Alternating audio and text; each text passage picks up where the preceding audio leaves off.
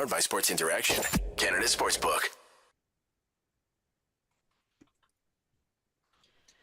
Let me tell you a little bit about my wedding day.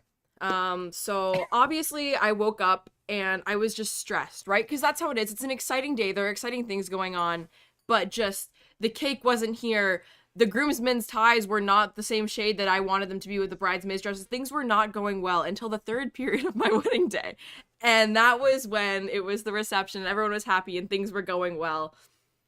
And then my husband got 2 penalties in overtime, and then the Jets lost the game. This is a terrible analogy, and I don't know where I'm going with this, but welcome back to Game Over Winnipeg, everyone. My name is Lyss. I'm joined by my regular co-host, Brady. We were at one of the street parties today, the party in the plaza, for the first 2 periods of the game. Ended up coming back and watching more hockey here than at, the actual street party itself. And we're also joined by our wonderful friends, Kishore and Peter today. Kishore and Peter, thank you so much for joining us. We are super excited to talk about the game today. Lots and lots and lots of emotions, just generally speaking, across the board. But before we get into it, if you want to bet, get in on the action and make your bet with Sports Interaction. Every hit, every shot, every goal. If you were someone who bet on this game going to overtime after the Vegas Golden Knights went up 4-1, hopefully you got a cash out before you bet on the Jets winning that one, but you probably are looking at some pretty good money right now. With competitive odds, the best in live and play, and more than ever ways to get in on the game, like Minute Madness, our exclusive game with so many opportunities to win by the minute. Download the app in Ontario, or head to sportsinteraction.com/SDPN to get started. 19 plus, please play responsibly. Playoffs can be pretty crazy. Let's keep ourselves controlled out there. Brady, I'll throw it to you to start things off because I already talked for so long like I always do at the beginning of episodes, but how are you feeling right now? Oh, that's such an open-ended question. Um, Disappointed.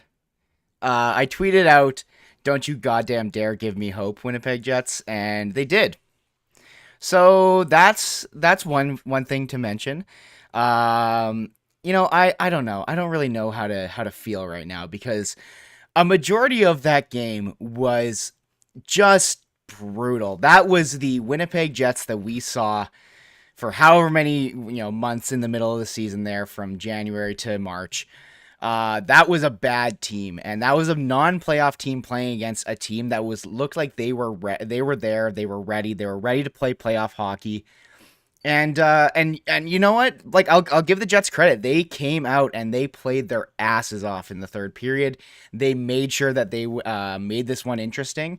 I didn't expect to be here, talking about a double OT game. But yeah, I mean, hey, it's crazy what happens when a team discovers they can shoot the puck. That was a big issue, and Connor Hellebuyck didn't have maybe the greatest game for a good chunk of it, but I'm sure we'll talk about all of that. Kishore, how are you feeling here today after this game? Fuck, we had them. We had them. You could see them folding and it would have been all the narratives would have started to come out. And I had prepped all the it was 4-1 tweets you could imagine. I had it like locked and loaded in my brain, but you could see them folding as a team. This would have ended Vegas, I think, had they lost this game in a lot of ways, because the way they turtled and then absolutely played like garbage in the third period. I'm crushed, but I'm just so mad because it was right there. So first thing I have to say, all love to Dylan Sandberg. Yeah. I feel so bad for that guy. You could see it on his face. He was making the right play. He was pushing it up the wall. But that's not just a bad all bounce. to Barbashev's leg. Was he making the right Yeah. play though? I don't like he was Leave going him for a more alone. direct pass. Like I'm sorry, like I thought he played great, especially considering the additional minutes that were given to him. But and I think it is just one mistake, but unfortunately it's a mistake that does decide the game. But I don't know, like I feel like he could have been much more safe about going up the wall, but I don't know. It's tough. It's tough to say. You might be right. And it's like that's exactly what a double OT or a triple OT goal looks like. Bounce off somebody's leg and then gets put right in. But I know, Brady, you said Jets don't give me hope. you gotta love this. Like Hmm. Winnipeg is like is a working class town. And what we got was like a full on working class. Like we're gonna come up off the mat and fight as hard as we can, even though we are not as good as the team on the other side. And I think there's going to be images of Lowry screaming as he scored that goal that are going to be framed in people's houses. It Yeah. was amazing. Like it was an incredible comeback. In a lot of ways, it was more memorable than the 4-1 comeback against Edmonton. Don't say that. Well, we didn't finish it off, but like it it just like meant so much for a frustrating team to see them actually fight at the end and show a lot in it. I think we're going to dig into like the details of the game, but so much of the first two periods was everything that was wrong this season, and that last period was just like was bonus being like, F it, let's just activate the fourth D and see what happens. And like, look what happened. Yeah. Peter, can you give us an outsider's perspective on the game here? How we should be feeling with potentially 4 games remaining in this series, down 2-1 against the Vegas Golden Knights. Yeah, that was. I mean, I've been a Jets fan for the last 4 hours now, so like I feel like I've almost been acclimated now. Like I go way back with this team all of a sudden. But no, like you guys have kind of nailed it. Like the first couple of periods looked every bit like the team that kind of game the team that I generally host for in game over Calgary. That looked like the team that gave Calgary hope for the last little bit of this playoff run, where they just couldn't do anything. And then the back part of the game. I guess what actually technically ended up being the middle part of the game. They played really, really, really well.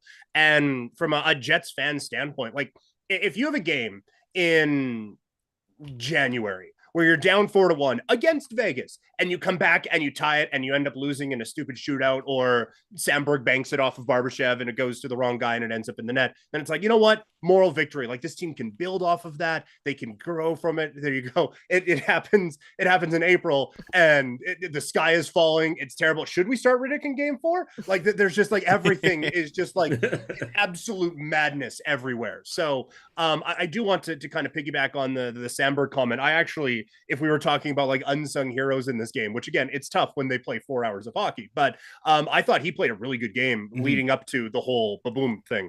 But he had a really good play that cut off a Kessel rush. I think he had a couple of plays where I was like, oh, I didn't know about this guy until 4 hours ago, but he played well.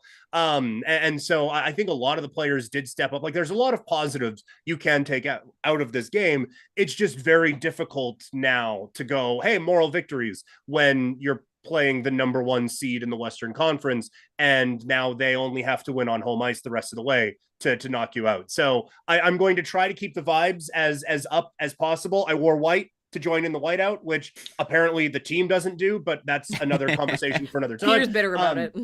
Yeah, I'm very bitter about it. I was like, what the, but anyway, but no, like overall, again, in the grand scope of the entirety of that hockey game, I do think that the Jets played well enough toward the back part that you can say this was a well-played game by them, but there's so many little things that you can look back on. I think Connor Hellebuyck was a guy who probably needed a better start. Scheifele, I had a whole bunch of notes on where is this guy, and then he scored. So like there are a few guys who you would really like to see just little things from, but they're capable of those things. So I do think you can take some positives out of this one, is the long form way of saying, you guys will be all right.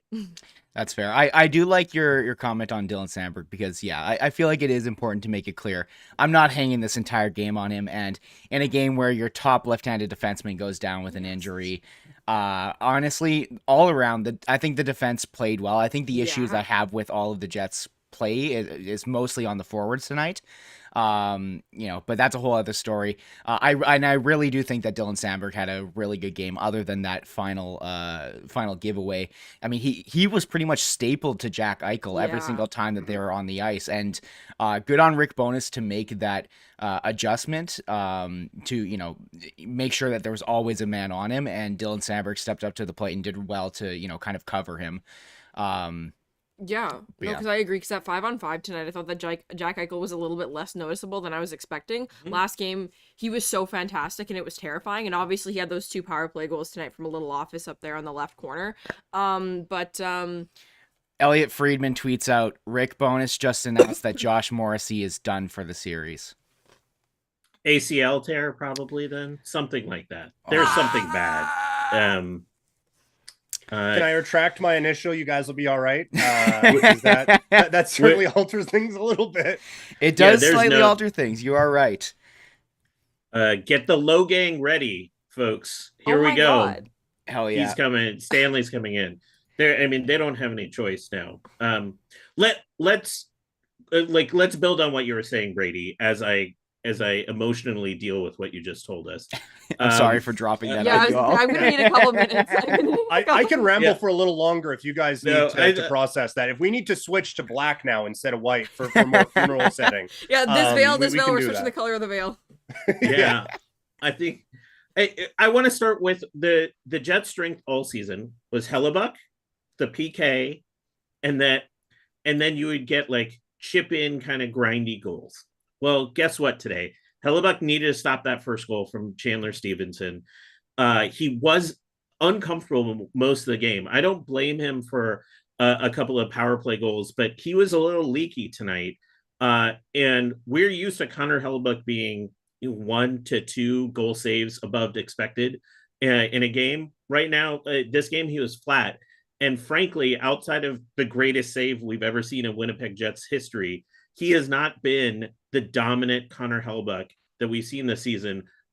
Brossoit has gone toe-to-toe with him so far, and that's not a recipe for a Jets win. Second, the PK stunk in that first 2 periods, and they put them in that hole. And, you can't dig out from a 4-1 hole usually when your 2 best things, your PK and your goalie, aren't performing. The things that the Jets struggled with all year, the power play looked like garbage for those first 2 periods. Oh my! And the fact that Blake Wheeler is still on the power play cannot exist. We cannot have that happen. The power play movement dies with Blake Wheeler.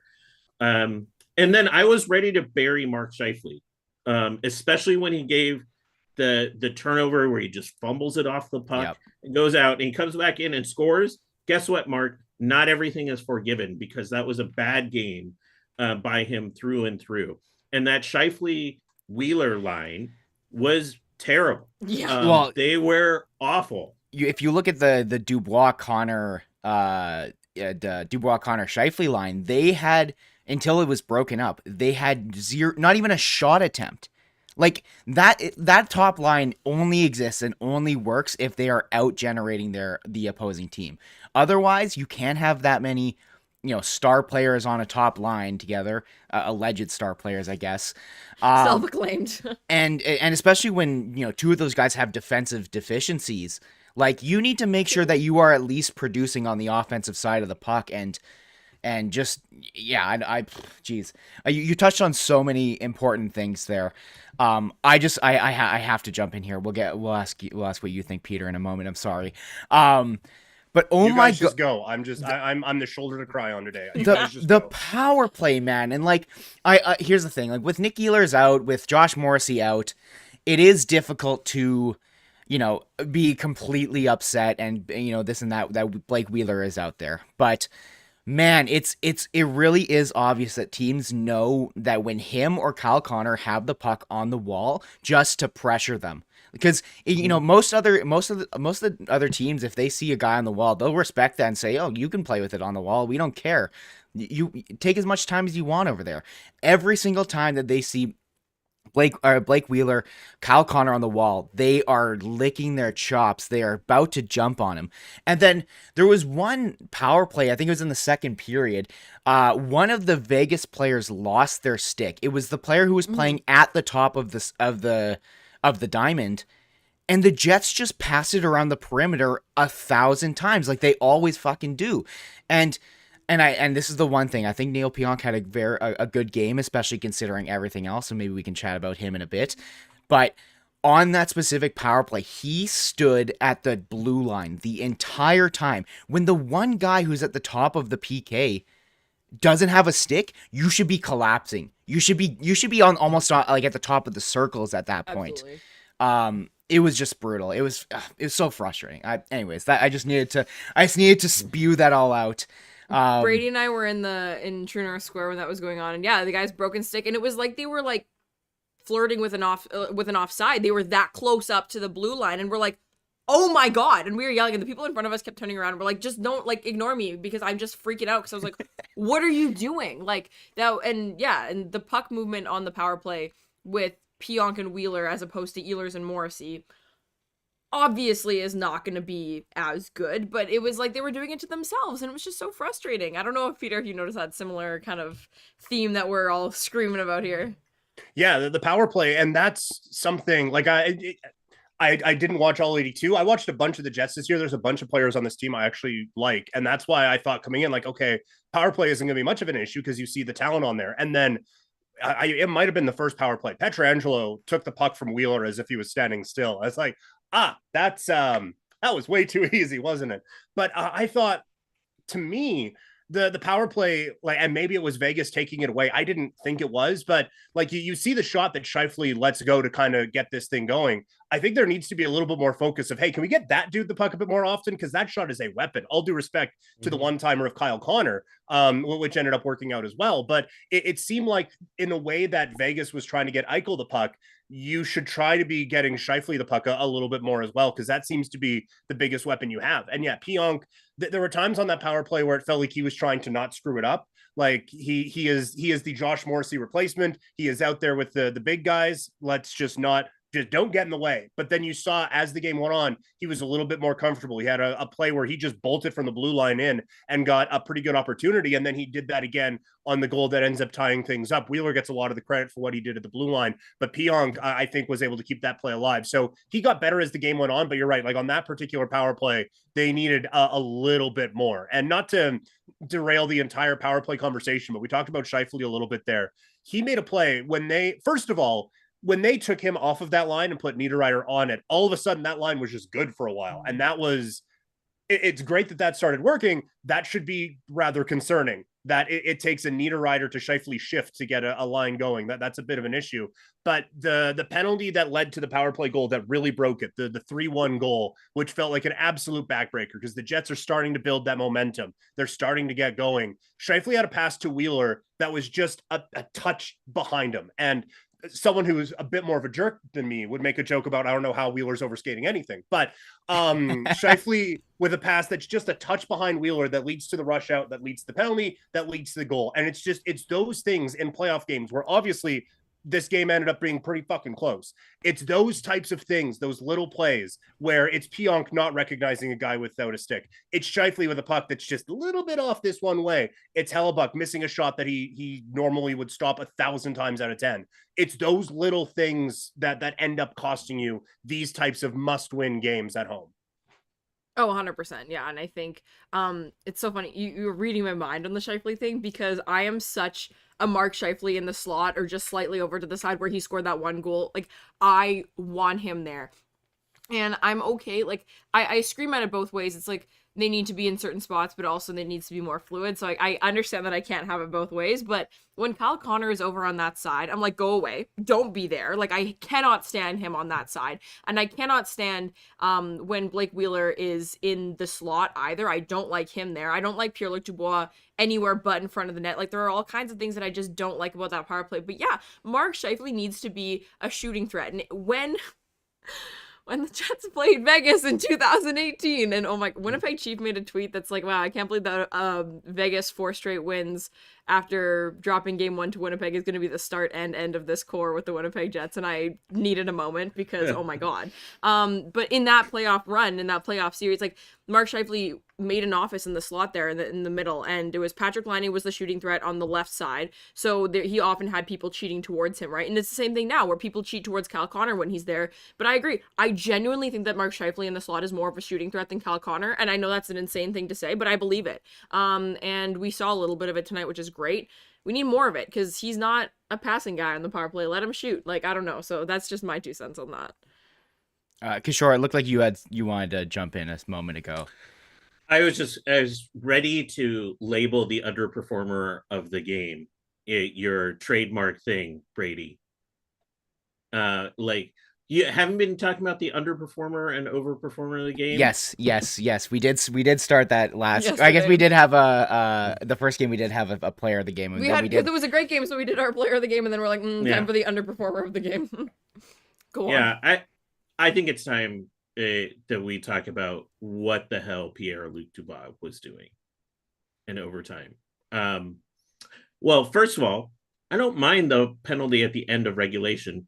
He might have saved a game-winning goal there. I think you're supposed to trip Mark Stone. Yeah. What you're not supposed to do is lose Mark Stone before all of that happens. But, putting that aside, he full-on need Mark Stone in overtime for no reason. What is going on there? Like, all game, he was just like, what if I channel my inner Brad Marchand? I thought he was going to lick somebody at some point. It was so off the rails of how he was just like, I'm just going to pest them. I'm just going to pest them all game.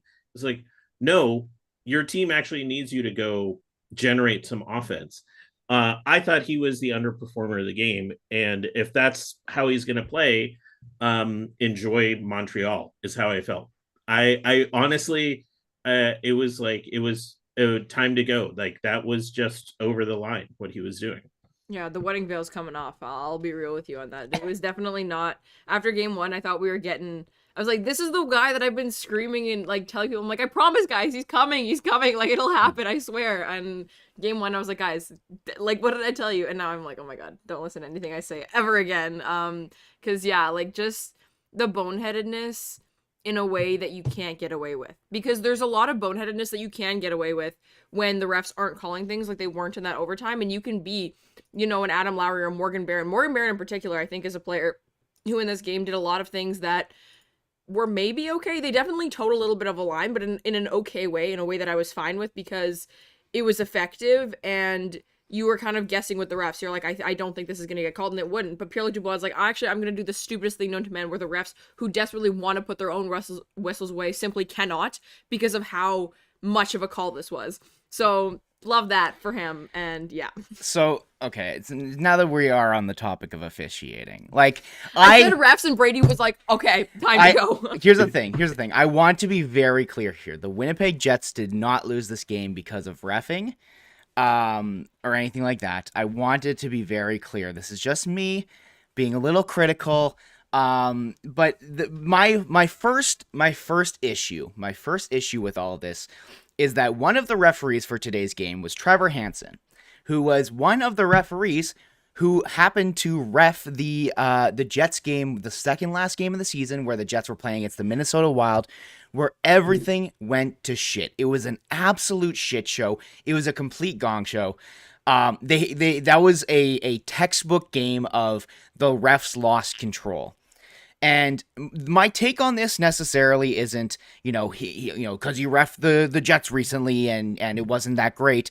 He shouldn't be reffing. My issue is that I have this to talk about right now. And that the NHL does not care enough to, be cautious of any of potential storylines, of potential headlines. We all have heard about the Sheldon Keefe and Wes McCauley thing.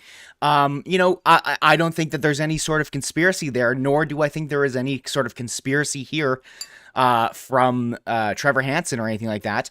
But it's just like, come on, guys. Like, you should know what the optics are. You should know that people are going to talk about this. I'm not saying that he had any sort of bias or anything like that, but he's a human being. He reffed this team just the other day in a game that got completely out of control. You don't think that there's anything in his mind where he's like, oh, maybe this one guy, I gotta watch for him, this and that. Just at any sort of potential, just the potential of any sort of ill will, any sort of feelings being hurt, of any sort of whatever.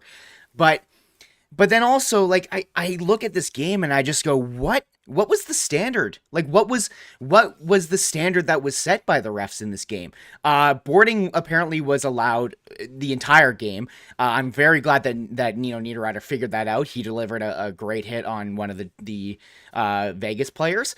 But there was like 3 or 4 that were completely missed on that. The Nemesnikov, I think it was Nemesnikov, the interference penalty that he took, happens like I saw that exact pick play happen like at least 10 other times in this game.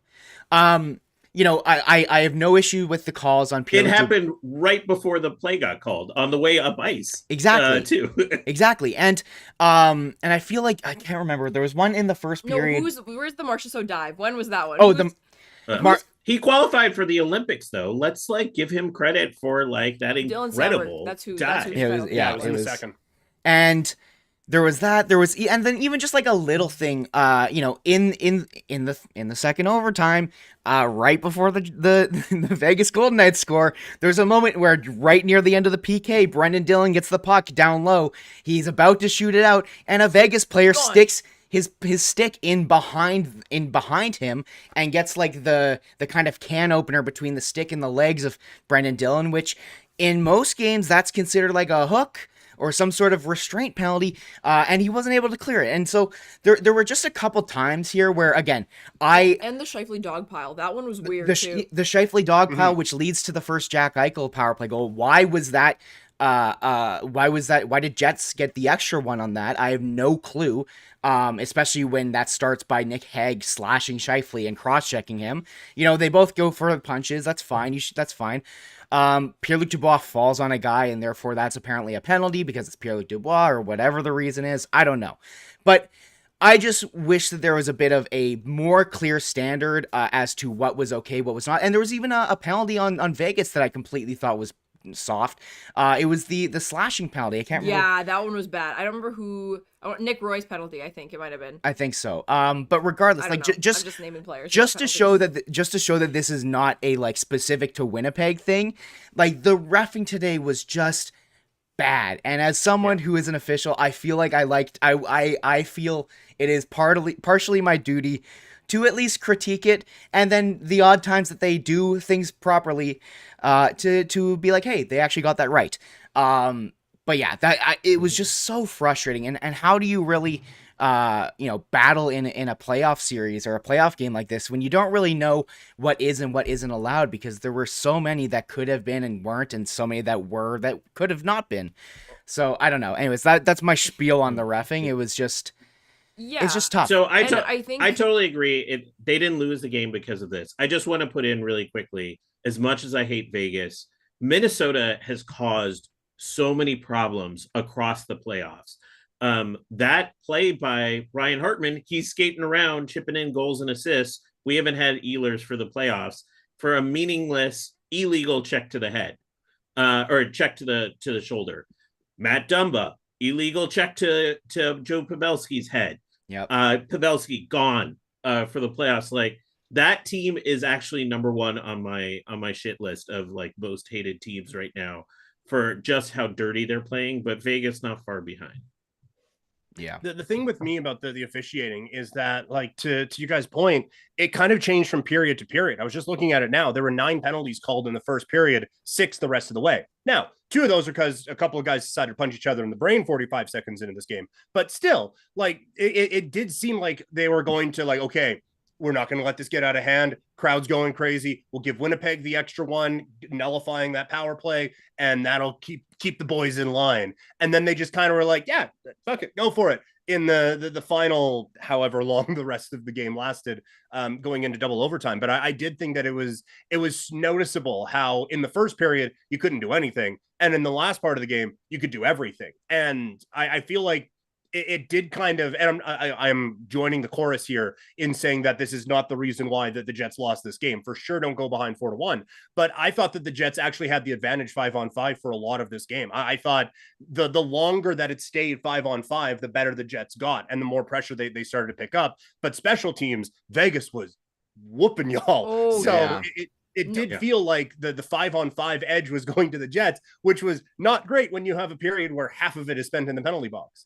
Oh, very true. That's the thing is, again, I will always say, I'm an anti-ref talker about it. Me and Sean Reynolds, my boy, I spend less time on it than some people, but mostly because I don't trust my ability to call a penalty, call a spade. I really don't. But I always give credit to the team that just kind of says, okay, well, this is the circumstance, and then they kill off a hell of a penalty, or they have an awesome power play. Because you got to do what you got to do afterwards. It's like, you can sit and same thing. It's like, moral victories, that's not whatever. You lost a game, now you have to win the next one, sort of thing. Like, so Vegas, who cares if they weren't penalties? Their special teams were much more effective tonight. And like you said, Peter, I think you made a really good point about how it looked like the Jets were getting manhandled really early on. But as more 5-on-5 play progressed, they got better. Which I think was really, really important for them. And that's how they were able to capitalize in that third period and crawl their way back. It wasn't like things turned on a dime. Slowly, they were getting better as they kind of had more time to gel. And I think, changing up the lines a little bit helped them with things. And some of the defensemen getting a little bit more comfortable playing with players they weren't always playing. Some guys were on their offside and things like that. They got better. So, we have our good friend Matt in the chat. Matthew is not super thrilled with us blaming this loss on the refs. We're not. I think it's just pretty clear that this Winnipeg Jets team wasn't ready at the beginning of this game, and they sort of found their way a little bit as the game went on. That overtime, the shot count was extremely misleading in my opinion, because I thought the Winnipeg Jets had a strong, whoa. Sorry, Brady just pulled up the deserve to win meter, and I guess I forgot how bad those first couple periods were. But those first two periods were bad. Like, it's unacceptable. But overtime, even though I totally agree, Jets had 10 shots after 2. Like, just you can't. I know shots is a misleading statistic in a certain way, but you just can't win that way. And that's not all special teams. I'll be honest, Peter. I'm surprised to hear you say that you thought the Jets were the better team at 5v5, because I found it was like whenever it was, both 5v5 and power play, like it felt like the Jets could not get anything other than shots from the point. And that is very much their style of play. They like to get a lot of shots from the point, but the whole plan is that those shots from the point are going to develop into, a rebound, a tip, or this or that. Mm-hmm. And of course, that is how they get their one goal. But man, I just especially the first. Maybe you're relating more to the the second half of the game when it was the third and the overtime, which I do think they were better. But man, I'm almost frustrated. I'm frustrated with how bad those first two periods are, and that they gave us a reason to kind of try to forget about it, because like how does this team come out not motivated? Like especially in your own building, after getting kind of your face kind of rubbed in it the last game, like they needed to come out and play like a team that has a fire under their ass, and they didn't. Do the Jets need another player to get a fucking skate to the face in order for them to feel motivated? Oh, he came back, so we're all we want to fight for him. And it's just like you even have a Brendan Dillon fight right off the top of this of the game, and that doesn't get you going. Like I just.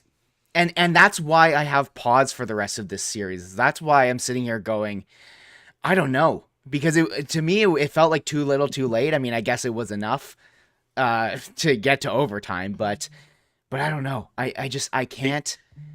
Here's some hope.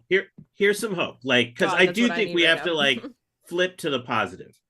The third period had a lot of positive vibes to it, and you saw Nate Schmidt all of a sudden show up with a ton of speed. We haven't seen that Nate Schmidt all year. We saw Neil Pionk really take a more physical bend to his game. And the Jets, I realized Vegas was sort of turtling and just going into a prevent defense. But the Jets activated a fourth D, where oftentimes the D was playing like an F2 role, how far up the ice they were. Yeah. I know that's not Rick Bowness hockey, but that's what it's going to take. You don't have Morrissey anymore. You don't have Ehlers at this point. Hellebuyck has got to be Vezina Buck, and they got to just generate some chances. That's the only way they're going to be able to keep up with just the sheer firepower. And frankly, if they play like they played in the third period, this is a game of one bounce. They can easily make this 2-2, and now it's a best of 3 going home. I think there's a lot to take out that's positive. And frankly, give me a whole game of PLD, Connor, and Niederreiter. Maybe we'll actually start putting some pressure on Vegas in their own zone. Yeah, no, absolutely. Yeah. I think that's a good point that you mentioned. Because they were able to make that third period happen. And like, it would be one thing if Josh Morrissey got hurt at the beginning of the third period and they were like you said, skate to the face, like rallying behind this guy or whatever, but they were icing 5 exhausted defensemen and they were still like, they had played poor periods and all that. Like, they have it in them. They're able to do it. But before we keep going, Peter, I know you got something to say and I'm going to throw it to you next. But I just want to point out what Brady just threw in the chat here. We have a link for you to let you know that we are raising money for Alphabet Sports Collective throughout the Stanley Cup playoffs. So all 3 of the Canadian markets that have Game Over playoff shows right now, so ourselves, Edmonton and Toronto, are promoting this, and the entire SDPN is supporting this cause. So for those of you who don't know what Alphabet Sports Collective is, they are really focused on creating a safe and inclusive environment in hockey for all folks of sexual identities and different gender expressions through education, community building, and mobilization. And you can donate or find out more and learn about the organization through any of the links that you see pinned from SDPN in the chat or that Brady just threw in there. So we'll chat a little bit more about them through hopefully more than 2 or 3 more games, but definitely support that cause. It's really important to all of us at SDPN. So Peter, I'll let you proceed with your thoughts here. Yeah, I just kind of wanted to kind of follow up on the 5-on-5 conversation. First of all, you said just long shots from the point. I watched 82 games of Daryl Sutter hockey. That gets my motor revved. You know, like that's what I saw. That to me, that's successful hockey. But no, when you. I thought that was probably the best way to beat Brossoit, because he was like rebound control, never heard of her. It was all over the place where the pucks were going. And I thought that a good way of trying to beat him, get those long shots through, because I thought Vegas was doing a pretty good job of kind of collapsing down, but get a rebound that goes any which way and try to create your opportunities there. And then I thought Vegas, the only real chances they were getting aside from the power play were off of the rush. And if Winnipeg could make the neutral zone any easier for Vegas to get through, I don't know, because that was way too easy for Vegas all night to just fly through the neutral zone. Those were the chances they were getting. If you just get in their way, kind of, that's going to slow them down a little bit as well. And then when you do look at the goalie matchup, like, I just, all due respect to Laurent Brossoit, feel like there's another dud coming, and I feel like we just saw Hellebuyck's probably worst game of the series. Like, you do have to assume there is a little bit more from him coming and a little bit less from the goaltender on the other side. So I do think that there are reasons for optimism now from a Jets perspective. And I think they figured out like their game plan, or at least I hope they have, because it's pretty obvious. And Rick Bowness has been yelling at the team all year to do it, but just shoot the goddamn puck. Yeah. Like it is insane at how little a shots. What you were saying, it was like 10 shots after 2 periods. I think, right? Was that what you said, Kishore? Less than a dozen, yeah. It was not good. And I mean, they finished with 34 shots and they played 5 periods. Like, that's not a good rate, you know? No, certainly not. No. And it's just like, man, it's crazy. It's crazy that shooting the puck against a goalie who's a backup goalie normally, a good backup goalie. I like Laurent Brossoit. We want him as our backup goalie. Yeah, like love the guy, miss him, but like, man, like everyone saw the first game, maybe not you, Peter, if you were busy, but the first game, like, Laurent Brossoit was leaky, and maybe, not a ton of the chances the Jets had where he was leaky ended up turning into goals, but man, like, I still think back at how many times Mason Appleton could have buried one in that first game, just having pucks on the line, and obviously that leads to the Barron cut and everything like that, but yeah, I really hope that at very least what the Jets do take away from this game is that they just gotta shoot the goddamn puck. Like, yeah. It's crazy. It's insane the amount of energy that was flowing through the team after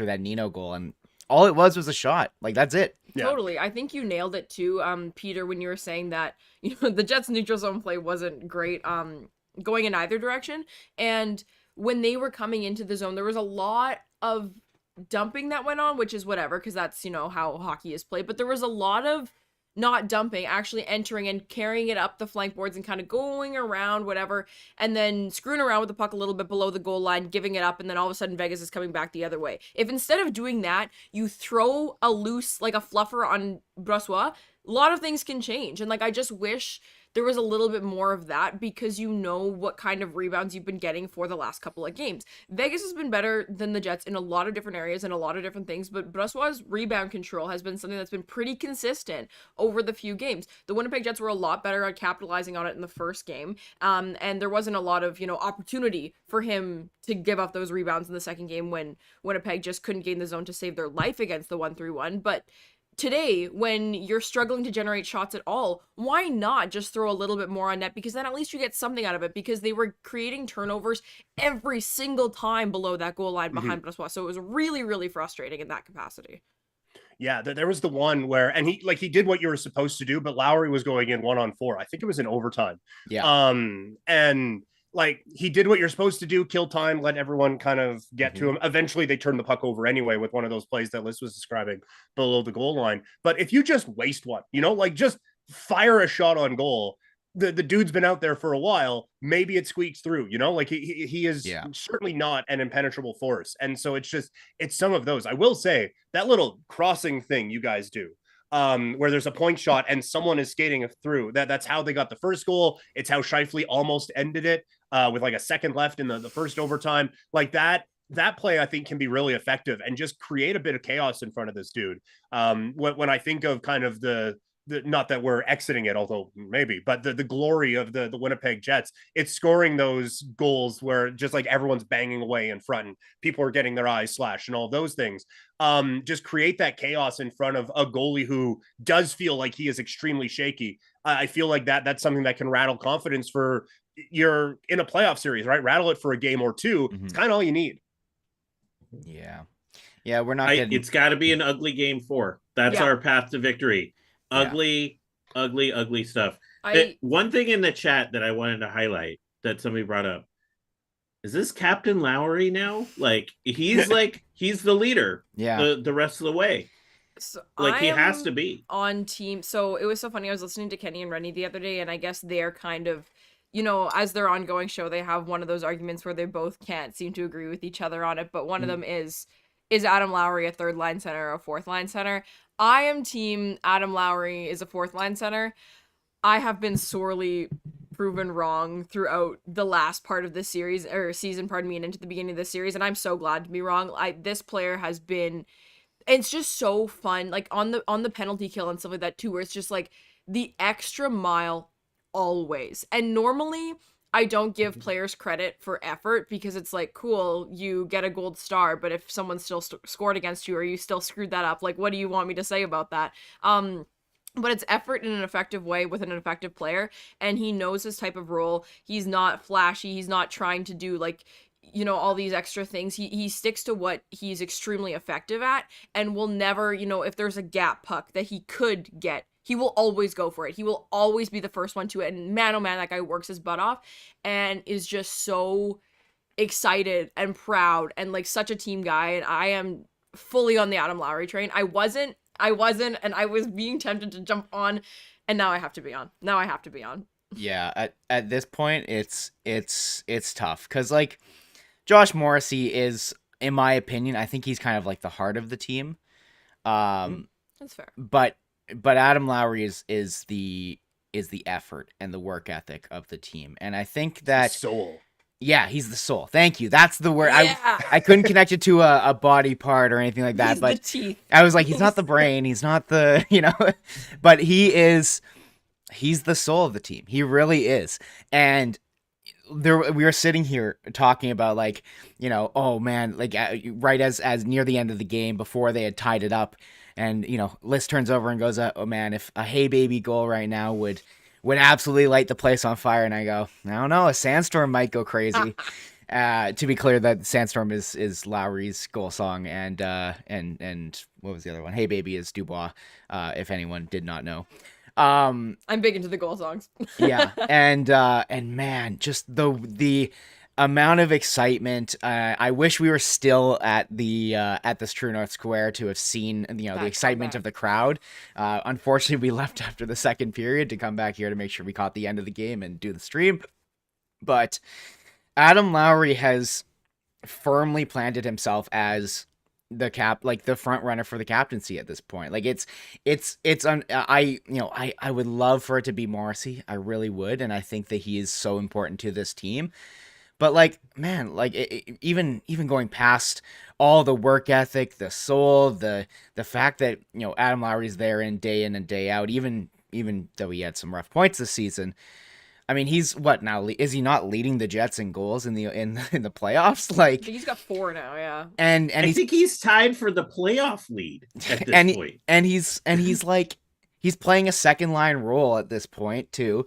Like he has soared so much higher than any of our expectations, I think, for him. No, it's like the meme of like, oh, are you the stepfather? No, I'm the father who stepped up. That's Adam Lowry. Like, that's the same vibe. Like, that's exactly what he's doing. It's like, if you, he gives like, I don't even know, where it's like, oh man, I'm sorry, but I need you to play defense. He'd be like, all right, strap it in. I'll do it. Like, it's got that vibe, Check this out. Stanley Cup goal leaders. Rupe Hintz, 4. Chris Kreider, 4. Adam Lowry, 4. What? Yes, What? noted goal scorers. That's awesome. I think we'll probably wrap things up sooner rather than later here, and I just kind of want to talk a little bit about the inevitable game 4, right? So we obviously know that Monday is going to be game 4 of this series, last game at home before they go back to Vegas, and depending on how things go, it could be the last home game of the whatever. It's fine. Of the Mark Scheifele era. Of the Mark Scheifele era. Anyways, of all these things, there's just a lot riding on this Monday. It's going to be a really emotional game. And I think to add to that emotion, I think Logan Stanley probably draws in as the 6th defender. Someone mentioned in the chat earlier that they liked Dylan Sandberg and Dylan DeMello as a pairing earlier this season. I hope that's what they go with. I think Neil Pionk's been fine. I think that he and Dylan can manage as a pairing, and I don't love Stanley and Schmidt, but the thing is, we don't see enough of Dylan Sandberg when he's playing with Schmidt on that third pairing as it is. So I think he's the player that I want to promote a little bit, and I think it could be a fine pairing if they, I don't know, even though it's more minutes, whatever, and bring in a bruiser like Logan Stanley. I don't know. What do you guys think changes in the lineup for Monday? It's do or die at this point. I know it's only game 4, but yeah, I'm just gonna hop in very quickly. I like what you're saying about those pairings. Because we've seen Stanley play with Dylan DeMello a lot in the past, and he's had his best results with Dylan DeMello. Who hasn't? But well, true. But the reality of it is, I don't think that the Jets can afford to demote Dylan DeMello down to whatever minutes that Logan Stanley will be playing. And we've already seen that Dylan Sandberg can handle playoff hockey, can handle a decent amount of minutes. He played, I don't know how many minutes tonight, but a significant amount. He was on the ice a lot, and yeah, so I am excited to see how it comes out. I would be very shocked to see Capobianco draw in over Logan Stanley, especially considering it's playoffs. But anyways, we need some bad Leroy Brown goal songs. Come on. we need 2 clap bombs over Carey Price's shoulder. That's what and we then need. here's still Dre is gonna go crazy when Logan Stanley scores 2 goals against it all. The one thing Logan Stanley does is shoot the puck. He will just shoot it. That's true. At inappropriate times from inappropriate locations, but he will shoot the puck. I think they have to. Stanley's got to play like 7 minutes or less, and they got to double shit. They got to double Pionk, and Logan Stanley meet Ivan Barbashev, Nick Roy, and Keegan Colasar, and just hard match them against the fourth line. And because if Logan Stanley's caught out there after not playing for 3 months essentially against Jack Eichel's speed, against Marchessault's speed, it's going to be an ugly turn of events. Chandler Stevenson has been a revelation, I think, in this playoffs. Logan Stanley cannot be out there against Chandler Stevenson. And if he is out there against Chandler Stevenson, Mark Stone, or Jack Eichel, you better be putting some fucking wood into his back. Like I'm not calling I'm not calling for any sort of attempt to injure or anything, but do not make it easier fun to play it out there. I'm not calling for any sort of attempt for injury. I want that to be very clear. But that someone may be a little bit more tender in certain areas. it's the playoffs. I gotta like you gotta play to your strength. Well, and that is his strength, is doing that to people. Yeah, exactly. And so, Logan Stanley, you're up, bud. You might be sitting in the box a lot. That's okay with me. Especially if you might be taking off other players who are definitely more useful on other teams. That's what I was think saying. We're about to get the first Department of Player Safety call to a host of a podcast. Jeez, Brady. I'm not calling for injuries, to be clear. I'm like, come on, like, you know what I mean, though. Like, when you're in a series against a team, you gotta wear them down. And that's one thing that I commend Nino Niederreiter for. Whenever, even if he wasn't scoring goals, he's been an absolute wrecking ball. Sorry. and that's the one thing I've been very frustrated seeing some of the players who play a lot of minutes for the Jets just haven't been doing the things that you kind of need to in a playoff series. It is kind of intangibles to be like, oh, you got to make sure you hit them, make them scared, make them hear footsteps, but like, you got to make it not easy for them. And I don't think the Jets have made it too difficult for the Golden Knights to get into areas where they're going to be getting prime scoring chances. So Chandler Stevenson is all alone in the slot every 5 seconds. I swear, like he's just hanging out there. It's great. It's awesome. But before we wrap things up, obviously lots of exciting stuff that came from this game. Super nice to see the Jets turn it around a little bit in the last period to give those fans that were out in the streets something to cheer about, especially and those inside the arena as well. Brady and I had the chance to be part of the party in the plaza at True North Square, which is a super great addition. I really like that they did that. Obviously, as they kind of learn about the street parties and this new format that they got going, they'll improve them and stuff, but it was just so great to be around so many awesome Jets fans today. I know the inside of that arena was electric. Both Brady and I get to be there on Monday, which we're so thrilled about. I've never been to a Winnipeg Jets playoff game before, which is crazy, but also it's the Winnipeg Jets and they haven't played a lot of playoff games. So, there is that too. So we're super fired up. It's so awesome to see the entire city just like so on the same page about these things, driving down Portage Avenue, honking at people wearing white on the side of the road. Like it's awesome. And I hope they can stretch this out as long as they can to keep going and give us some more games to cheer for them over, because it's been a lot of fun. And, we have all of our gripes with the way things are going with coaching, with management, with players and all that good stuff. But when you're in the situation where we are in the playoffs now, it's full steam ahead and we're super excited for Monday. So Peter, Kishore, thank you so much for joining Brady and I today. We really appreciate it. We will have more streams for everyone coming up in the coming days. Brady has something he wants to add. I just want to make a note, because we will be going to the game. We'll be doing it live in person like this again. But it will also likely be like 10. I don't live too far from the stadium, but we're not going to leave at the second intermission. No. I'm sorry, guys. I didn't pay $200 for that. No, absolutely not. So it might be a little bit later than normal, but hey, we'll be here and we'll be breaking it all down. Guys, thank you so much for joining us. Kishore, Peter, you guys are fantastic. Sorry for talking over both of you all the time. It's what I do. I'm sorry, you got to get used to it. But thank you all for tuning in. Obviously, check out. Peter was so good tonight. I'm just going to root against Edmonton just out of solidarity. It was just amazing. I'll say I'm doing that for Peter, but I was already doing that anyway. Yeah, for yeah, sure. Exactly. Please do I'll check take whatever I can get at this point. For sure. Please do check out. I mean, I guess there's unfortunately no more Game Over Calgary streams this year. Yeah, we get it.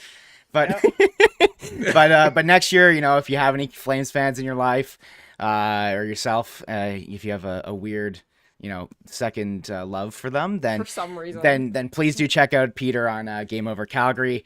Follow Kishore on Twitter at ScienceKish.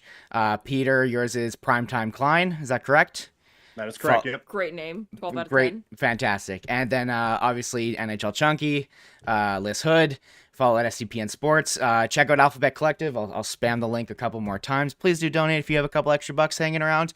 And thank you all for tuning in. This was a lot of fun. It went a little bit longer than usual, but it is what it is. Playoff hockey, baby. Hey, double overtime. You get a little bit more of a show. What can I say? And it's my wedding day. I get to do what I want. So. Anyways, thank you all for tuning in. Have yourselves a wonderful evening. Enjoy your Saturday. See you guys Monday. Go Jets, go. Oh, hope it's a lot more better. I hope it's better. Anyways, see ya. Thanks. Game over! Powered by Sports Interaction, Canada Sportsbook.